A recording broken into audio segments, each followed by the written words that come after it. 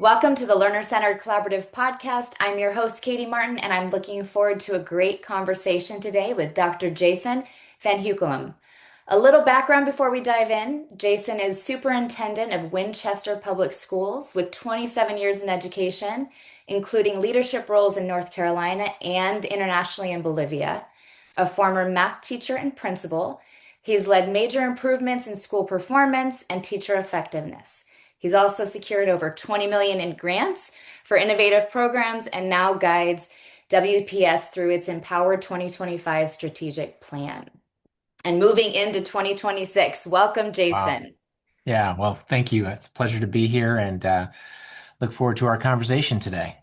For sure.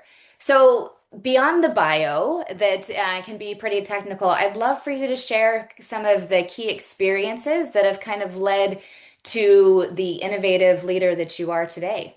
Yeah, well, thank you. And it's hard to believe I'm pushing 30 years in education, so I don't think of myself that way. But when you hear it out loud, you're like, oh, yeah, I've been doing this a while. So, but no, I mean, I think it's important to remind myself, and others like I got into this business because, I wanted to make a difference. And that's early on from the time I was in high school and even college. I think a really good story is when I was a junior in high school. I was a pretty strong math student, and so we had a long-term substitute teacher in my algebra 2 class. And the substitute teacher didn't have a math background, and they were going to be there for, I think, let's say a month. And the class still needed to learn and whatnot. So as he was trying to teach us and didn't really have a strong math background, and we were still doing our homework and progressing through the linear curriculum. Mhm. Maybe, a week into it, some of my peers asked me to review the homework with the whole class, and because they knew I was a strong math student. So I did. And I was like, hey, this is kind of cool. I kind of like this. And I'm up there, I'm 16, 17 years old, and I'm going over math problems back in, gosh, that must have been 1993. And watching the light bulbs go on for my peers as I explained the thinking behind, the progression of how to solve a problem really kind of resonated with me. And I got something out of that. Fast forward, I went to college and started out as an engineering major because that's what that's what strong math students are supposed to do, and did fine, but never found that spark or joy. And so after my freshman year, made that decision to switch to math education, and the rest is history. So, um, but I think a common thread throughout my career has been one, expecting and dare I say even demanding high expectations of myself and others with kids. That this kind of ardent belief that every kid can learn at a really high level and we're not going to accept anything less. And then also, the older I've gotten, the more, and then having my own children, I think you see like, whoa, school can be somewhat archaic and not really spark the passion maybe that we want to see in students. And another story I think I'll say is when my daughter was going to kindergarten. So at this time, I'm now deputy superintendent in a larger district outside of Charlotte. And you got this precocious little human that you've poured your life into, and so creative. And we did all the things as mom and dad, and we send her off to kindergarten. And well, first I'll say her the principal called me that day and said, just so you know, your daughter told the whole class that you own the school. So that was kind of funny. Um, but I get to get home, do the classic, hey, how was your first day at school? Blah, blah, blah. And I said, what did you learn? And she said, well, I learned how to stand in a line. And I'm like, if that doesn't sum up, K-12 education in a nutshell, kind of this 100-year-old factory model, right? We bring a bunch of beautiful 5-year-olds into the building and we teach them how to stand in the line. And that's their takeaway on day one. And Wow. that what resonated with me, and kind of I used that literally the next principal meeting with my elementary principals, and of course I know you've got to have order. Of course you have to have kids stand in a line when you got 20 to 25 kids, and I'm not disparaging that, but it was this symbol that I grabbed onto, and it has continued to resonate with me and drive some of my thinking and really challenge myself and others of, okay, so what are we doing here, and how are we creating environments for kids that go beyond that compliance oriented thinking of you come to me, I deliver knowledge, and you regurgitate that back to me in a very compliant, safe, orderly way.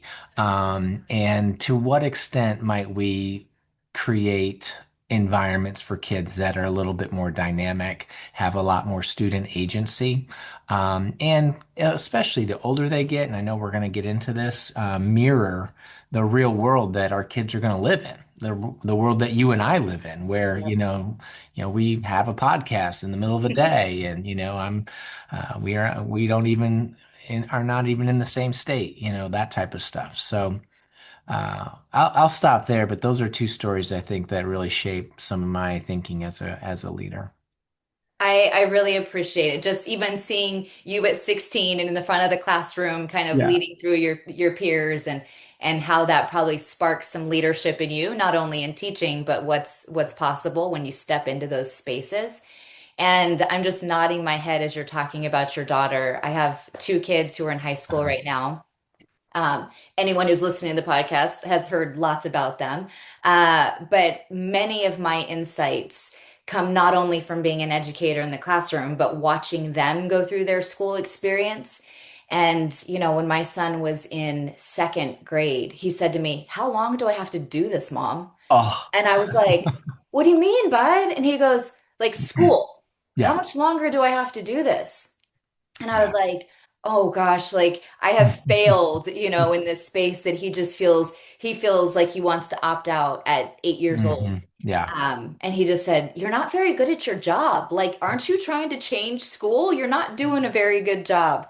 yeah, So I'm, continuing to work on it still, but it yeah, is a slow pace for sure. yeah, no doubt. So you're now in a position where from deputy superintendent, you're superintendent of, this school system. Hmm. So you have some opportunities to make some of these changes that you want. And you've taken some bold steps in Winchester to think about how to make career education foundational for all students. Hmm. Usually it's a pathway for some, or not necessarily an expectation for all. Sure. So I'm curious, you talked a little bit about your background, but like what has been that inspiration in Winchester, and how's it working? Yeah. So, and it's been the beauty of our work is I think some of the best leaders, what I try to model myself after is to always be a learner. And so where I'm at today at 50 years old and been in the business now almost 30 years is very different than where I was, in my late 20s or early 30s. And, you know, so my own metamorphosis has always been like college for everybody. I have a strong equity lens. So just, like going backwards, rewinding, I'm a teacher in North Carolina. I'm teaching Algebra 2 to college going kids, and I'm teaching Algebra 1B to kids that are struggling. And of course, many times that falls on certainly socioeconomic lines, those two pathways, but often on racial lines. And I was that teacher young in my career of like, okay, we've got to get all these kids to college, right? Because college is the answer. And then, fast forward, I'm an assistant principal. I'm in all these different roles, and college has been kind of the primary theme, I think, for many of us over the last quarter century. Um, and so when we had an opportunity here in Winchester to think differently, because we had an old elementary school about 500 yards from our high school that needed to either be torn down and mothballed or redesigned. And so we started thinking about a career technical education. And when we got into our data, and this is pretty universal, this data I'm about to share essentially is take 100 kids in a class that graduates from high school in anywhere USA. About 10 of them are going to drop out. We don't know what happens to them. You're down to 90. And about half of that 90 are going to go to college and half are not. But of the half that go to college, only half of them are going to actually graduate from college 6 years later, right? So you're down to 22. Mhm. And then the current economy that we're in is really saying, well, wait a minute, just because you have a bachelor's degree doesn't necessarily mean you're going to make a wage or have a job that's worthy of a bachelor's degree. And you hear a lot about underemployment of college graduates, kind of like this failure to launch from 22 years old to maybe 26. You're kind of in this meandering land. You have a lot of debt, and you don't have that shiny job on day one after graduation that immediately pays all the bills and gives you a path forward in your life. And, we did that same exercise with my own high school.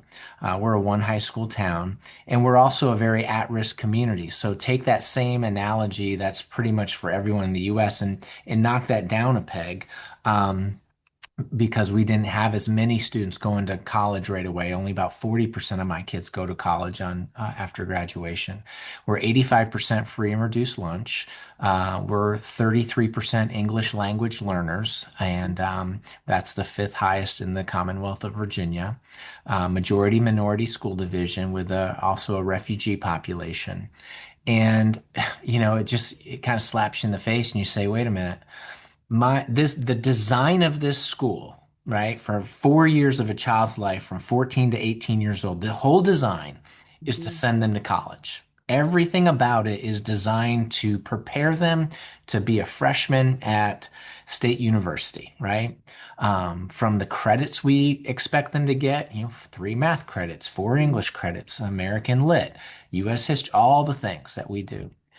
And yet, if I did my data and when I looked at the data, only 20% of my graduates were actually completing college. I'm like, so wait a minute, this whole thing is designed for 20% of the kids? What's going on here? Um, and so that really was, quite frankly, the impetus. That was the slap in the face that, as a career educator, I said, "Wow, what are we doing?" And the team that began thinking about this new space that we had really used that as a catalyst to think differently about career and technical education Yeah, because, very common to have a CTE center, right? Where, right, you've got this place, it's, a place where kids can go and learn some career technical skills, maybe nursing, maybe cosmetology, maybe welding, maybe whatever. But as you said earlier, it's a choice, a pathway. It's kind of over there.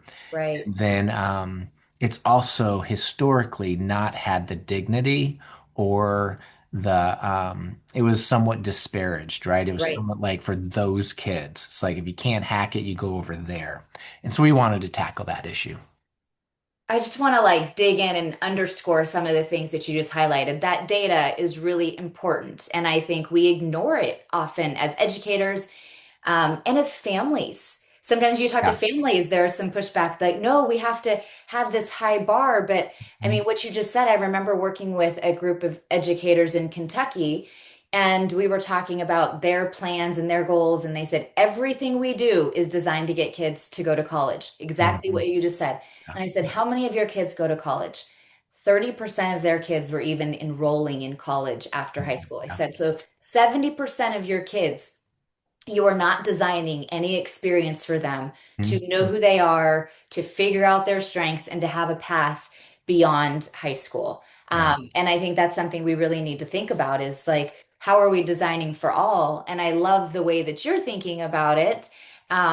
Is that even those students who are going to college, Yes. I mean, I see my own kids go, they're on the path to go to college, but don't have a sense of really what they want to do as a career. They don't have those experiences Mhm. to help them make decisions. It's almost what you said at the beginning. I went to be an engineer because that's what I thought I was supposed to do. Mhm. And Yeah. we break down those barriers around this is just the thing I'm supposed to do rather than this is what lights me up. These Yeah. are the Yeah. experiences that I want to have to navigate my path. We begin to think about how to create more agency and Hmm. opportunities to navigate that path. So I Yeah. really love that framing, and I think we need to continue to help communities understand their data and understand what that means in relationship to where they're going. Yeah.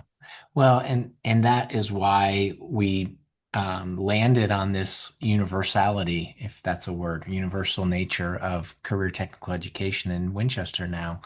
And early on, it was like, well, what about those families, those kids that are hell bent on going to college, which includes my family, right? Like that's historically my family's mentality. Maggie, my child, has been told that since she was born. So it's kind of built into the DNA of her existence. And the beauty has been what we found is a couple things. One is first and foremost, especially in an at-risk school like mine, it is the place, the Innovation Center. So, that's what we created was what we call the Innovation Center, is the one place in school where all of my kids are put together. And the kid that's going to Harvard is learning welding next to the kid that's going to work to be a welder, right? And they're all in the same space. And so we have used the term social cohesion, right? Like we need spaces in high school where kids are together across their differences, Mhm. socioeconomic differences, which are tightly tied to cultural and racial differences. And so that's been a real beautiful thing to see, that it maintains that social cohesion among my student body. But the second thing on the pathway for former pathway, if you will, for students who, are going to college and whose parents are predisposed to say that's the next step for you, um, CTE has now become this like differentiator for our kids that are going to college. And I I love have that. countless stories of, your quintessential college going kid who's got all the boxes checked, the AP classes, the SAT score, the volunteer hours, you name it. We all know this his Mhm. profile, right?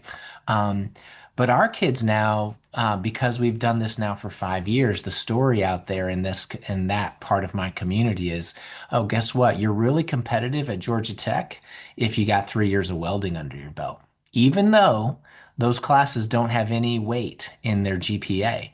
And so when you get that A in welding and an Mhm. A in AP US history, that A in welding actually brings your GPA down a little bit. But Georgia Tech is saying, we like that kid. That kid has AP physics and is a welder. That's a kid I want in my university. And now that story, as you know, in social circles, our parents who are predisposed to having their kids go to college, they want the CTE just as much as everybody else. And it's Right? been really cool to see. Well, and so do the kids, right? Yeah. Like for century, we've seen that the innovative, some of the like best pedagogy exist in these Hmm. CTE Yeah. courses, the hands-on classes, and they coexist sometimes in the same spaces where the English class, you come in, you sit in rows, you read a book, you answer Right. questions, and down the hall, kids are welding and building and Hmm. creating, and we know that that's what our learners want. They want to be Yeah. engaged Yeah. in something Yeah. meaningful. Yeah. So to be able to have those opportunities in the day, I would think would bring a lot more engagement for your students as well. Yeah, no, and that's exactly right. And year one, there was, when we kind of came and my board was so supportive, and you kind of put that out there to your community, like, no, this is where we're going. It's not in policy that it's a graduation requirement, but it is a requirement. I think 98% of our kids go through the Innovation Center. You got to have some flexibility. There's a few kids, their schedule, whatever, didn't work, but it is what we do. And so in year one, you had that kind of question from the families, and you had a little bit of trepidation on that side. But to your point, when your kid comes home happy, I mean, how many parents don't want a happy 16-year-old, Yeah, right? And so when they come home and they're not talking about English necessarily, they're talking about what they're creating with their hands, what they're learning in a technical class.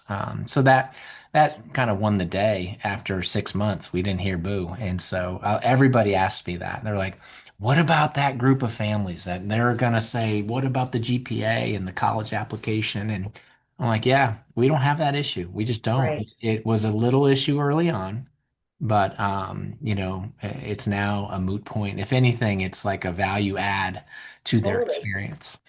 Well, I mean, it always makes me laugh is the wrong word, but like think about when now that I'm thinking about college applications with my kids, Hmm. they're like, what are your passion projects? What are your things that you're doing Yeah, outside? yeah, So we're saying the differentiator now is those innovation, those creative projects that we're taking out of school so we can have the high yeah. GPA. That's right. And it's like, no, no, no, we need to be bringing that in so all kids have those opportunities to have meaningful things that are the differentiators. Yeah, yeah, And that you're offering to all kids. So the Innovation Center has been yep. featured in Multiple Choice, which is a new film produced by Ted Dintersmith. I had a chance to watch it, and it's amazing. So anyone listening should be able to get their hands on it. But for those who don't know much about the Innovation Center beyond a CTE, it's different than just a CTE center. Yeah, So yeah, can you share a little bit of the details of like what makes this space unique? What yeah, what sure. makes it special for those listening? Yeah, the big kind of concept that I think is very different is uh, our students are there for 3 hours of time. And we use the term deconstructed time, right? And so, we all know your traditional high school, ring a bell, go from class A to class B. The classes don't talk to each other. They're not connected in any way, and they're quite frankly not aligned to anything we do in the real world. And 90% of what you're supposed to learn in high school, you'll forget after you graduate, right? And which I mean that's a whole nother podcast. I'd love to be Right. part of that conversation of, why do we do this? Just a small rabbit trail. There's a little bit of a movement around this, what has been termed zero-based budgeting for high Mhm. school diplomas. And I would love to be a part of a conversation where we start from scratch and say, should the 4 years really look like in 2025 to Yep, prepare kids for 2050? But that's a whole nother conversation. So what that we've is. been able, yeah, at the Innovation Center, we're on a 4x4 traditional block, like many high schools might be in America. 4 classes in the fall, 4 classes in the spring, and so essentially we have eight opportunities, or eight. I'm sorry, one, two, three, 4 opportunities each year. Shifts, we call them shifts. We have a morning 3 hour block and an Okay. afternoon 3 hour block in the fall, and same in the spring. And so we can run about 800 kids per year through the Innovation Center. We have a high school of 1,350 students. When they're there, 3 hours is two periods, two 90-minute periods, which is 2 credits, right? We still got to do the Carnegie units and Yep. all the other stuff because I can't change all that yet. Um, and so while they're there, they're taking their CTE course, and I'll get into that in a minute, what options we have. And they all take their English class there. Okay. So I have a team of English teachers. I think I have 5 up there with special education support and English language learner support. So while they're there, they're taking their ninth grade English or their 10th grade English or AP Lit or AP Lang. All the Englishes are offered. We started our journey trying to offer everything. I had Mhm. one math teacher, I had one, and it.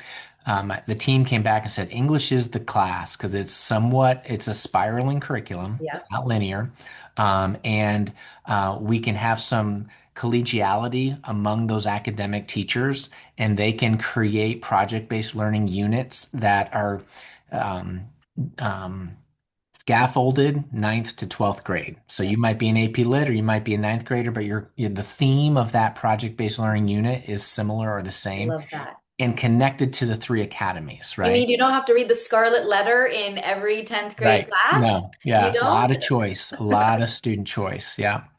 So that's how we get not around, but that's how we accomplish the Mhm. traditional metrics of high school. They get their English credit, which is required, as you know, and you got to do it every Yeah. year. So that's a requirement. So while you're there, you knock that out. And then you're in your CTE class. So, but in that 3 hours, there's a lot of student autonomy around time and space. Okay. And so the 200 plus kids that are there at that moment, if you go there tomorrow, right now, they're going to be embodying hallways and nooks and crannies, and they're going to be working in groups. And sometimes they'll be in the welding lab or the nursing lab or the cybersecurity lab, but they have a lot of autonomy.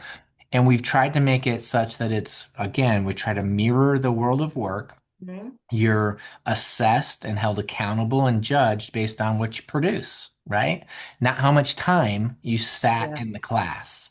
And so trying to get our kids to understand it's not about compliance. It's not about sitting and listening and daydreaming, right? Quite frankly, it's about did you get it done and did you do it well, right? Mhm. And so I would argue we still have really high accountability. This isn't a pass. English is not easy at the Innovation Center, so to speak. But because the students have clear, understanding of the end goal, and they Mhm. have the time and the space to get it done on their time level and with their team, if you will, um, I believe their learning is more efficient, right? We Yeah. arbitrarily say biology needs 90 minutes a day for 90 days. But how often are those kids' brains actually turned on or off, right?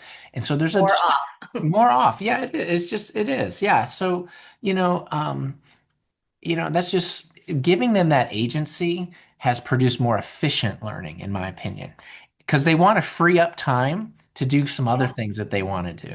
And Yeah. while they're there, they have to do a passion project. You mentioned that. And inevitably, they would like to spend more time in the carpentry lab than they would, but then they can trade time for at home, right?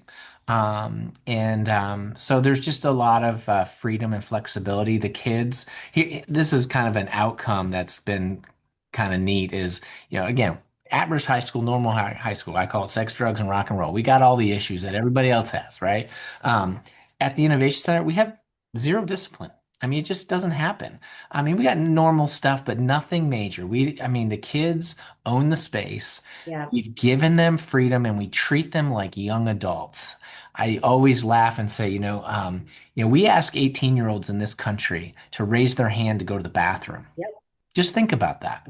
And they kind of have to stand in a line. They're Mhm. 18. And why can't we create spaces where 14-year-olds, 16-year-olds, 18-year-olds are treated different, have different expectations? But we struggle to do that because of the design. Well, and then we are upset that they don't know how to manage their lives and show up Right, to work and right, handle all the things and be creative when they right. step into the workforce. That's right. Meanwhile, we've not spent a lot of time doing that Right, and helping right. them build those Hmm. skills. Yep. Um, I love it. I think that sounds fascinating, and I didn't realize the connection to the English courses Hmm. at the Innovation Center. Yeah, As a former English teacher, I love that idea. yeah, My yeah. classroom was the carpentry room when they took Okay. away that CTE program Yeah, many years ago. Um, but I just think that that connection in you were talking about the more efficient learning. And I think it feels that way. But I also think when we're engaged in something, we want to produce something. We get that's feedback. right. It's meaningful. It's real. And that seems so contrary to how we assess in a typical traditional classroom. And some people might misunderstand that as it's not rigorous enough Right. because the kids are enjoying it and they're producing Mhm. things at high levels Right. instead of like Yeah. you didn't measure that by a multiple choice test or you didn't write a Mhm. 5 paragraph essay. Is it even valid? Right. Yeah. Yeah. The joy in that building for both adults and Mhm. kids is palpable. And, it does come down to design and just giving folks a little bit of freedom. And I believe like humans by nature are going to rise to whatever the expectations are. And we've certainly seen that. And then, we've got this happening over here as a superintendent with, K-12 and seven schools, et cetera. I'm just like, how do I duplicate that in other settings because, at our traditional, the kids go back and forth between our traditional high school and the Innovation Center. And, our traditional high school is still very traditional. I mean, it's, it would be like any other high school in America. But it does highlight the challenge of redesigning within the public school Yeah. space, right? You're fighting against a lot of things, including the norms that we've established over many generations of what school's supposed to look like. Mhm. I remind people 95% of teachers have never left school. And if you think about it, myself included, so I'm 50, I've been in school for 45 years of my life. Holy cow, it's like I don't know anything different. Now I've been able to be an administrator, have some, now as a superintendent, I can travel, I go to conferences. I have a little bit of a different educational work than a teacher does. But imagine a teacher who graduates from college, goes into that classroom at 22 and has a 30-year career. All they know is a bell. That's all they know. And they likely were good at school the way it was done to them. And so, thinking differently is just it's outside of many folks and their parameters, and they can get there, but it highlights the challenges of how do you change from the inside out. Yeah, I mean, it's the right challenge to be thinking about because 80% of our kids in this country are in public systems, and Hmm. if we don't start changing from the inside out, we are going to miss this Yeah. opportunity. I feel Yeah. very strongly about to think about what the future is, and we're going to probably dismantle a lot of these Yeah. institutions with if we don't start thinking differently. And the innovation center is a really great model, and I Hmm. love thinking about like how do you start using it and looking at some of those ways that you're designing to bring back to the rest of the schools Yeah. and Yeah. have that be an impetus for change across the Yeah. system.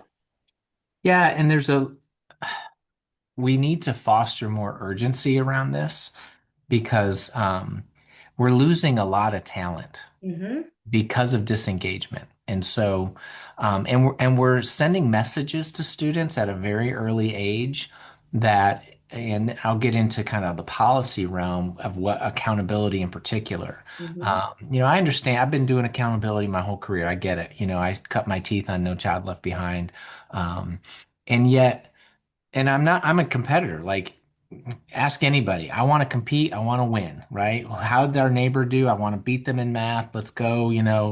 This isn't good enough. Rock and roll. But we're so myopic in what we value. And so Right. essentially, I mean, we value two things, reading and math. That's what we value, right? And we measure them by multiple choice testing. That's how Hmm. we're going to measure it. And then we place really high stakes on that.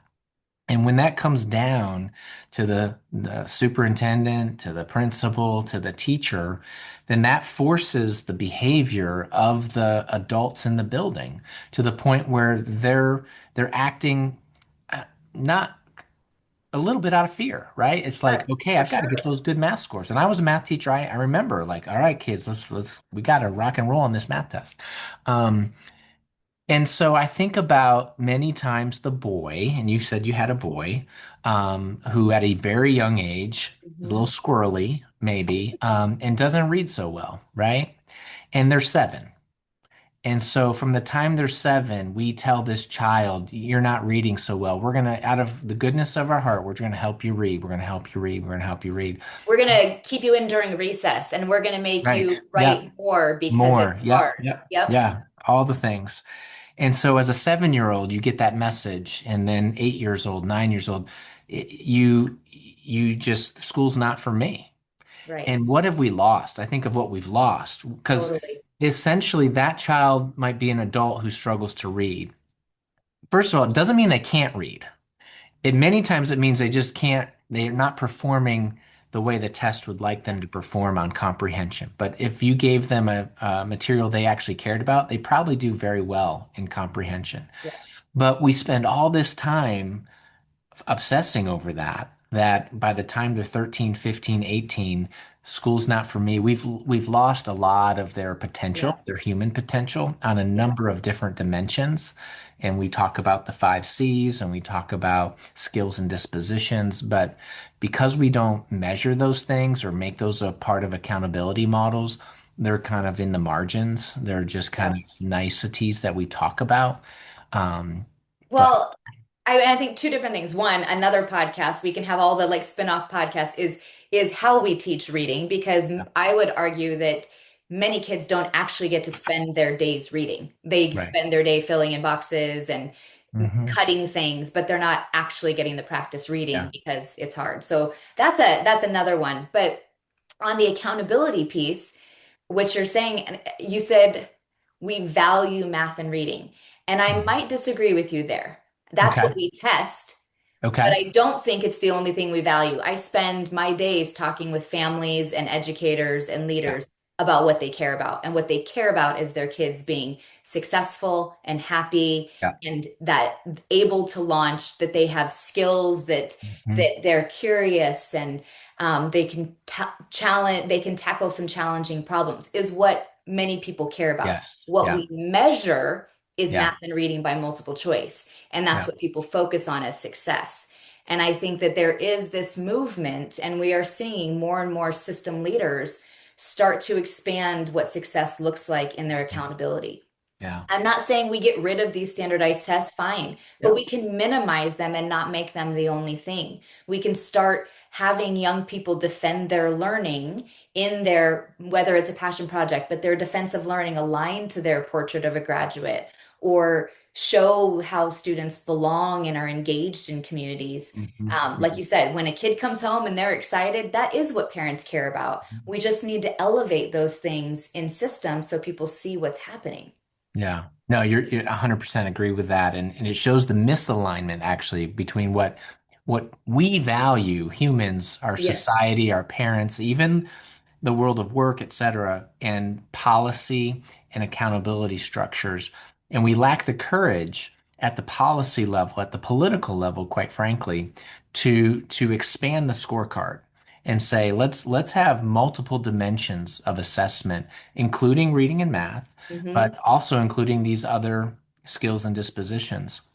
And another phrase I've used with my folks and others is, for a long time, colleges, universities, and industry have literally been screaming at K-12 education and saying this very thing, like, you're bringing us a bunch of kids who can't think for themselves, who are not creative, who think there's four choices to every single problem, right?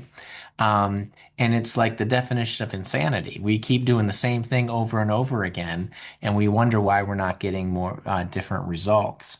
And so, I'm there. There's a few folks out there that are really pushing the envelope on this at the state level. I think Kentucky is one of them that I've Yep. been really impressed with. I know California and Indiana, even South Dakota, our new deputy secretary of education at the federal level, has done some strong work in that. Hmm. But, until we get past this idea that everything's about these two metrics, it drives human behavior. What Yep. you measure gets done. And so if you're in a school where it's all about reading and math, and that's the only thing that's going to be measured at the end of the day, then we're going to double down. And the crazy part is it leads to bad practice, bad Yep. pedagogy, rote memory, skill and drill, all the things that you've seen in your Yep. career and mine. And it's tragic, quite frankly. Yeah. And we're losing educators Yeah, in, it's not fun. and Yeah, students.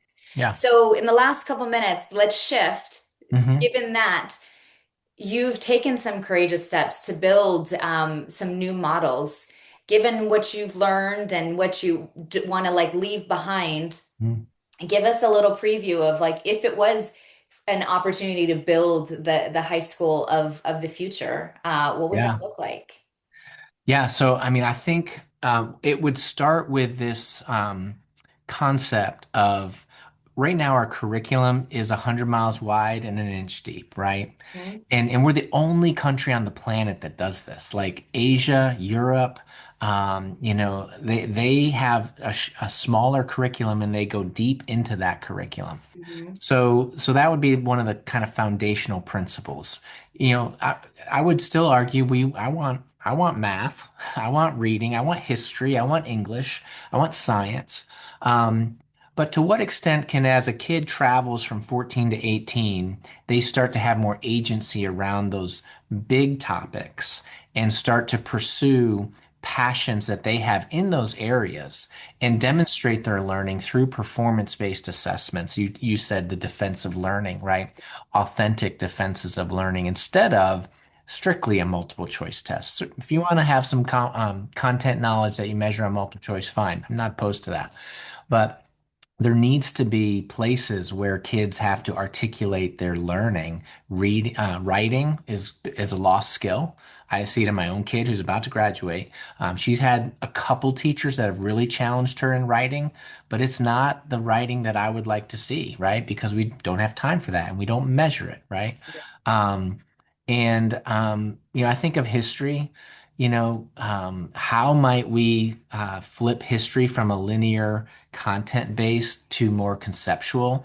Let's Mhm. study revolution. Okay, there's a lot of Yeah. revolutions in history. What Yep. revolution do you want to study, Katie? I Yeah. want to study this revolution. It allows teachers to also bridge some cultural divides. We're a very multicultural school division.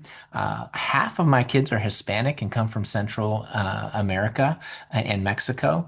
They might want to study some revolutions down there, right? And they might learn the concepts of revolutions at a much higher level than the 3 days we spend doing the standard curriculum. And certainly don't, I mean, I don't want to, you don't want the pendulum to go too far. We do need some cornerstone content knowledge, core knowledge. You've heard of that, okay, let's establish that core knowledge. Do we want everyone in America to learn about the Revolutionary War? Probably. Civil War? Absolutely. Um, so, how might we develop that agency? And then as a kid progresses, 17, 18, give more and more freedom. I would love the senior year to be 100% different than their freshman year, as far Yep. as what they're literally doing with the 7 hours a day and not all in the school. Right. Imagine if they were out in the community doing really strong internships.